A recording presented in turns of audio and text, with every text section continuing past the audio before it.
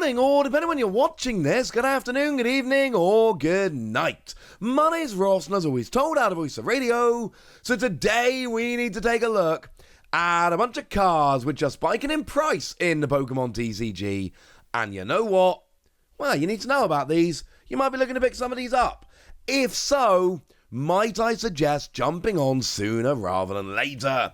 Now, I want to start with one which I've been talking about a bunch lately, which isn't necessarily spiking in price like that, but is way too high. And it has actually gone up from 130 to 170, so I still feel okay about it. It is, of course, Greninja EX. It's the one from Twilight Masquerade. And to put it bluntly, there is no reason this card should be this expensive. It's not unplayable, it's fine.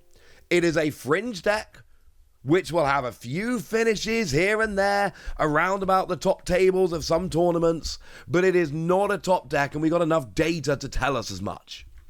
The art is fine, but it's not exactly stunning. It's not top tier. It's too high, and it has gone back up again recently. It's going up and down, it's spiking and dropping and all of that, but I'm just telling you right now, this is one where I do think we need to ignore this.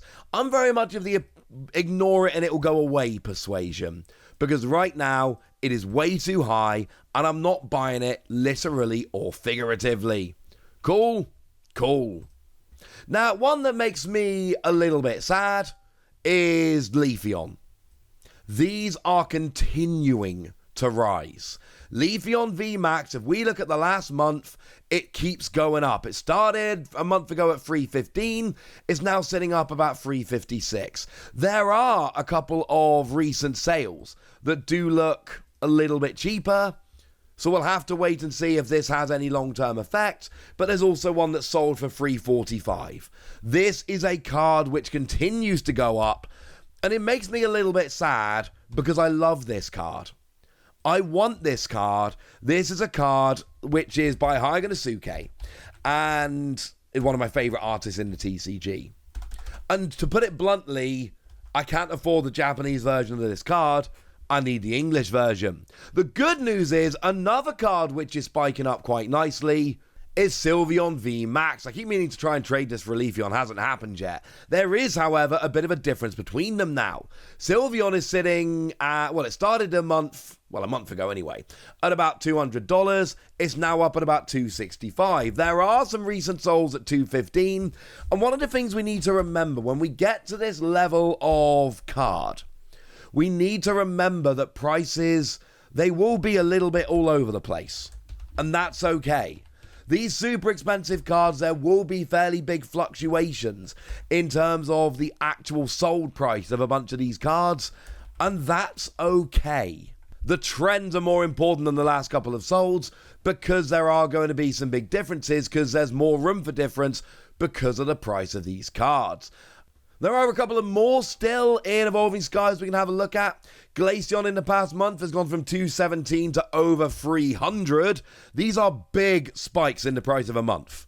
Going from about 200 to about 300 in the space of a month is just absolutely absurd. We don't generally see raises like this. I think it might be time, not today, we're kind of doing enough of it today, but in the not too distant future to go and take another long hard look at Evolving Skies. There are a bunch of cards from Evolving Skies.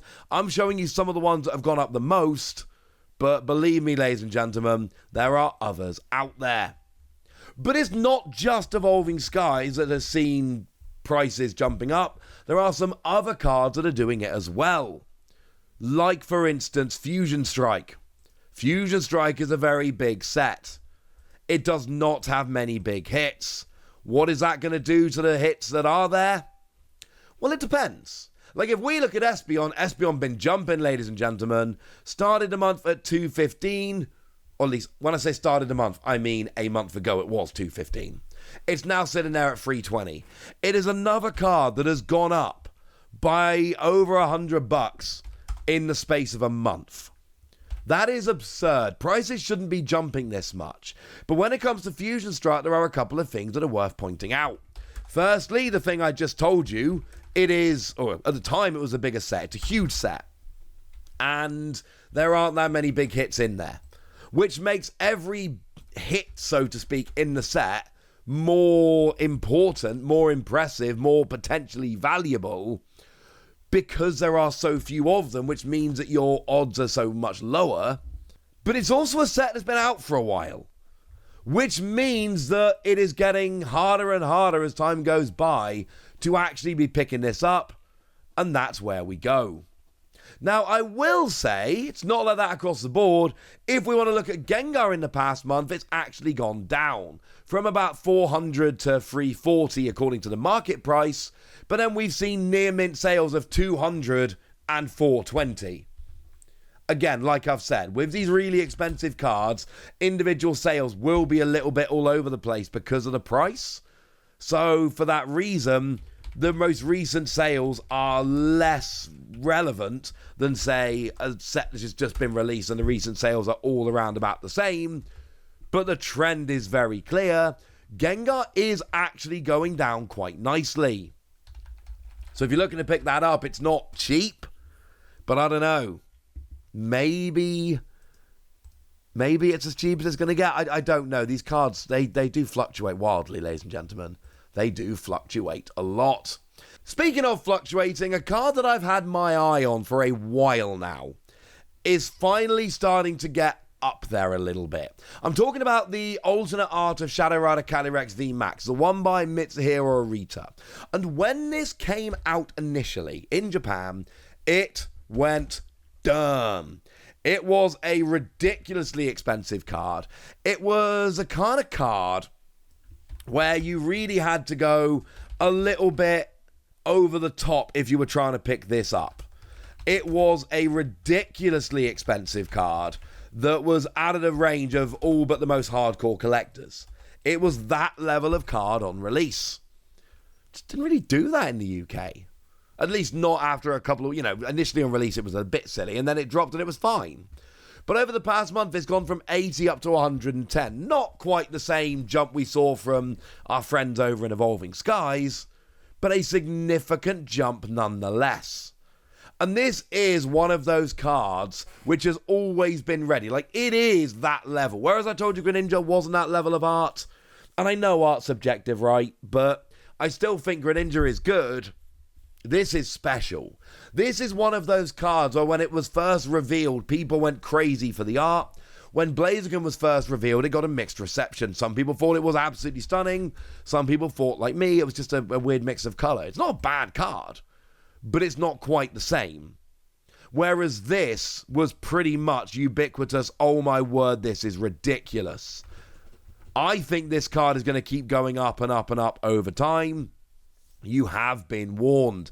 This is one that I have absolutely got my eye on because I think there is more room yet. I don't think we're done with Shadow Rider Calyrex. I think it is going to keep going up.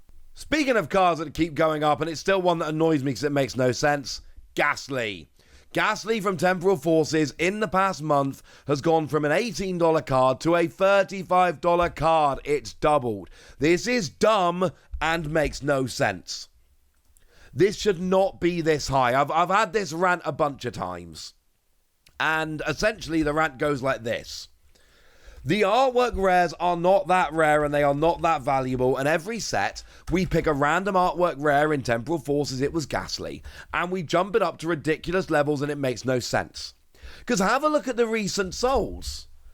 Initially you look at that and go, well, hang on a second, Wassy, how is it a $35 card when the last three souls are all hovering around $5? Are you lying to us? Why would you lie to us? And the answer is, well, I'm not lying to you. They're Japanese cards. Which proves my point really well. The Japanese card's like a $5 card. It's not that expensive. It is a very cheap card. And bearing in mind that's the price people are paying in the US for the Japanese card, in Japan it's even cheaper again. It is absurd that this is a $35 card. The general rule is this. If a card is also ridiculously expensive in Japan, there is something about the card, playability, art, something along those lines, which is pushing the price up. If it's really cheap in Japan and really expensive over here, we've just done that thing as a community where we've randomly pushed the price of the card up. That's what's happened with Gengar. Now, we did it with Magikarp from Paldea Evolved, and at least with Magikarp from Paldea Evolved, it is that good artwork-wise. Now, also, if you look at Magikarp from Paldea Evolved, it's not that expensive in Japan. But in Japan, the Magikarp is clearly above the other cards in the set. And, well, not just the set, in the block. Magikarp in Japan is at least significantly above other artwork rares. So it's still way higher than it should be. But it is at least more expensive in Japan, so it makes a little bit of sense. Because if we have a look over on TCG Player, in the past month, this one's gone from $100 to $140. And again, hang on a second, Wassy. There's some recent sales for $30. Yeah, they're Japanese. You know they're Japanese. The giveaway is the fact that they come with a picture. Usually it's not always, sometimes English ones have pictures, but from my experience on TCG Player, they tend to always put pictures with the Japanese cards. To look at it cynically, if there's a picture, you cannot argue you didn't know it was Japanese. So, yeah. It's a little bit annoying, frankly. But again, you can see $30, well, that's a lot more than the $5 Gengar. But also $30 in Japan, $140 over here. No. That's absurd. But it's jumping, ladies and gentlemen. It was $100, which was way too absurd. And in the past month, it's gone back up again to $140. Nah, mate. Too high. But there we go. Those are the cards. They're the ones you need to know about, and now it's over to you guys. Have you picked up any of these cards? I pulled the Magikarp from a booster box, and I am delighted, because there's no way I'm going to go and pay $140 for it. Let me know in the comment section. Good us. Be nice. And then make sure you like this video, subscribe to this channel, follow me on Twitter at TheWassy. That's where we talk about Pokemon and a whole bunch of other card games. And please do consider checking out patreon.com/PTCG Radio, where you can support the channel, get some bonus podcasts and all kinds of fun things. And get shout-outs on the channel like the lovely Jelena Renji, who I can confirm is a very lovely person who has helped me with a bunch of stuff in the past and is just awesome. So shout out to them. But by far the most important thing as always, look after yourselves till next time, would ya? Thank you very much for watching. My name's Ross, and you've been watching PTCG Radio.